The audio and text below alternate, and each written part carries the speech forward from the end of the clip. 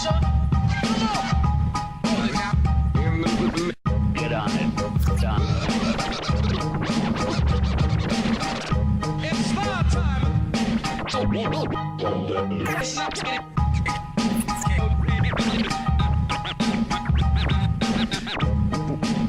Pues sí, al parecer es un show, es una maravilla para el ojo, es algo increíble. Pero, ¿por qué se debe esto? ¿Cuál es la verdadera causa? Vamos a verlo.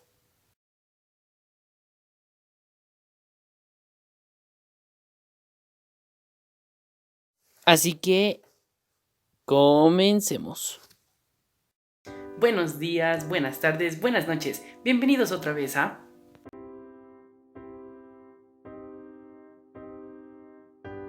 Mi nombre es Anthony Joseph Montenegro Chicaiza.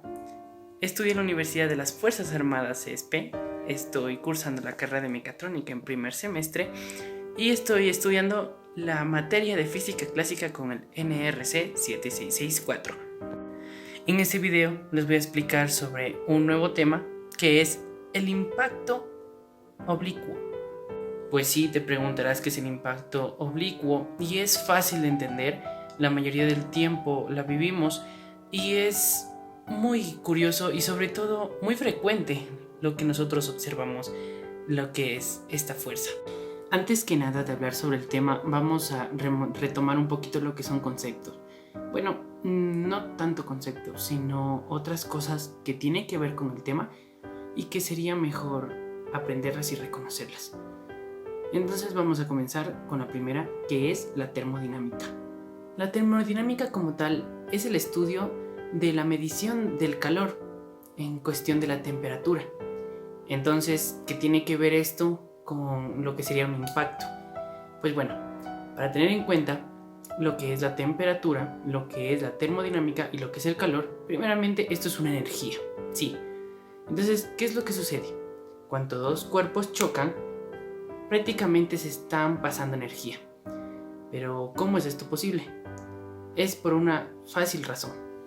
Entonces, la energía como tal, como sus leyes mismo dicen de la termodinámica, en la primera ley, para ser más exacto, que dice, la energía no se crea ni tampoco se destruye, solo se transforma. Y pues sí, tenemos prácticamente dos cuerpos, ¿no? Supongamos que el cuerpo A tiene una velocidad, tiene su propia aceleración y tiene un tiempo. Y al momento de chocar con el cuerpo B, este va a salir lo que sería moviéndose, ¿no? ¿Qué es lo que pasa en esta cuestión? El cuerpo A, al chocar, va a rebotar.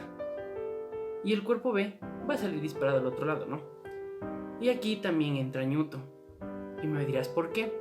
Porque Newton fue el creador de la tercera ley de Newton, que es la acción y la reacción. Entonces sí, hubo una acción y hubo también una reacción.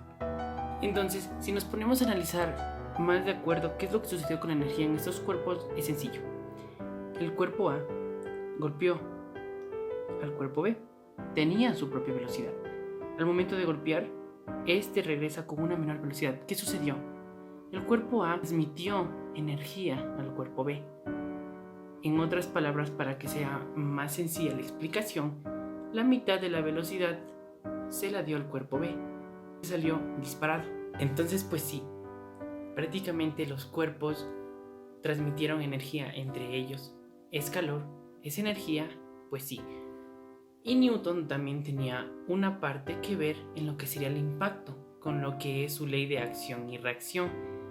Pero ahora nos vamos a poner a pensar quién es el que en verdad creó esta ley.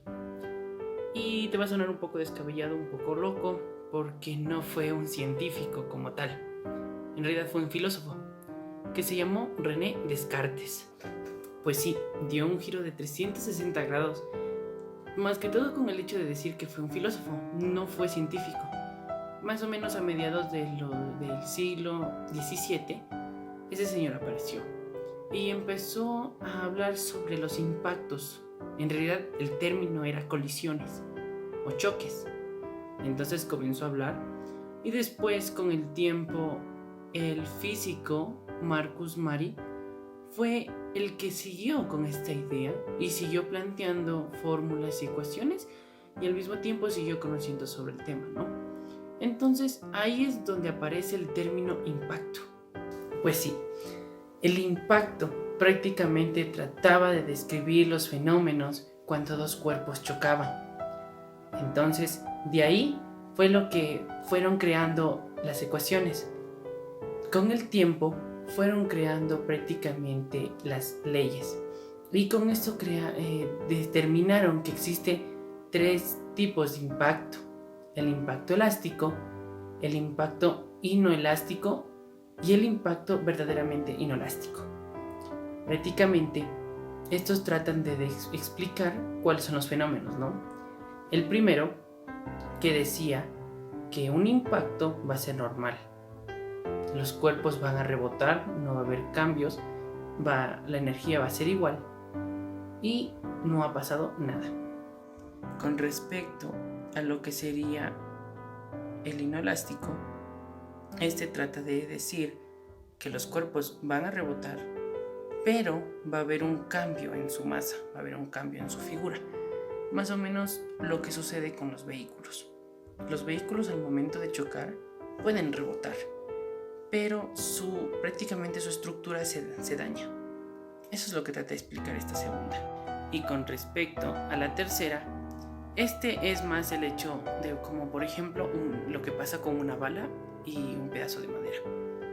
Los cuerpos salen disparados, en este caso la bala, llega a entrar a lo que sería la madera y se juntan, pues eso sucede. La fuerza es tan grande que terminan introduciéndose y haciendo un solo cuerpo. Están ahí las dos, pero prácticamente se unen, se hacen una sola masa, como si botaras 2 pedazos de plastilina y se terminan uniendo. Con lo que con estos 3 tipos de impactos se formaron otras 2 características de lo que es el impacto. Se creó el impacto completo y el impacto oblicuo. Estos 2 son prácticamente lo mismo, pero ¿cuál es la gran diferencia? El uno es angular y el otro es lineal. ¿Y qué quiero decir con esto? Que prácticamente el completo tiene una trayectoria igual, es una línea recta. Va a ser simplemente la reacción de que cuerpo A y cuerpo B se vayan a mover en su misma distancia, en su mismo suelo, que en cambio, que con lo que sería la oblicua, va a tener posiciones vectoriales. Sí, va a cambiar su estructura, va a cambiar lo que sería el movimiento y el mismo hecho, la forma en cómo irá a rebotar. Bueno, ahora vendrá nuestra parte experimental y nuestros ejercicios de resolución. Pues bueno, en nuestro laboratorio, como podemos ver, tenemos 2 cuerpos, el cuerpo A y el cuerpo B. Dependiendo de cómo tú le calibres a la bola, este irá a reaccionar. Entonces supongamos que tenemos una bola con 15 de masa y la otra tenemos una velocidad de 15 también. La bola 2 va a tener una masa de 20, vamos a ponerle el máximo y vamos a hacer que rebote, que causará en esa punta. Entonces este es el fenómeno que se nos formó. Ahora supongamos que tenemos una masa de 10 con una bola de 10, la otra bola de 20 y la velocidad la vamos a incrementar a 20 y le vamos a dar en la parte superior inferior, casi sin topar. Igual rebota, ¿no? Nuestros datos de la velocidad final, la parte angular, la parte vectorial nos van a determinar que casi tienen una misma velocidad. Tiene una pequeña variación en lo que serían sus decimales, pero depende mucho, ¿no?, de la exactitud y sobre todo de cómo le midamos. Vamos a hacerle un último ejemplo con nuestros datos similares para ver cuál es nuestro resultado. Y le vamos a dar ahora en la parte superior, al borde prácticamente. ¿Qué sucede? El incremento decimal es muy variado. Nuestros ángulos son igual muy variados, por lo que se puede tener en cuenta que solo se va a tener una similitud si nuestro cuerpo está recto. Y aún así varía, ¿no? Por lo que el cuerpo no tiene una velocidad al estar recto. Siempre va a tener una velocidad casi parecida cuando sea un sistema oblicuo.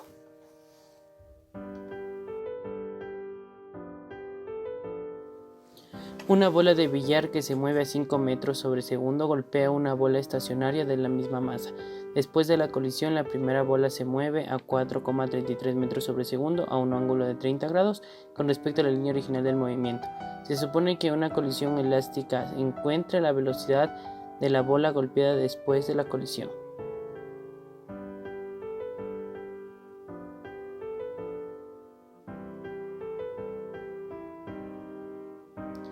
Pues en el gráfico, como se puede ver, están las dos figuras, la 3 y la 5, con su mismo ángulo. Lo primero que vamos a hacer es sacar el coseno del ángulo de la figura. Entonces, obviamente, como determinamos en la fórmula que tenemos que tener primeramente la misma velocidad con respecto a su misma masa. Entonces, una vez incrementado esto, sacaremos y determinaremos que el ángulo que se está moviendo la bola va a ser de 60,06 grados. La masa del disco azul de la figura es 20% mayor de la masa del verde. Antes de chocar, los discos se aproximan entre sí con cantidades de movimiento de igual magnitud y dirección opuesta, y el disco verde tiene rapidez inicial de 10 metros sobre segundo. Encuentre la rapidez de los discos después de la colisión si la mitad de la energía cinética se pierde durante la colisión.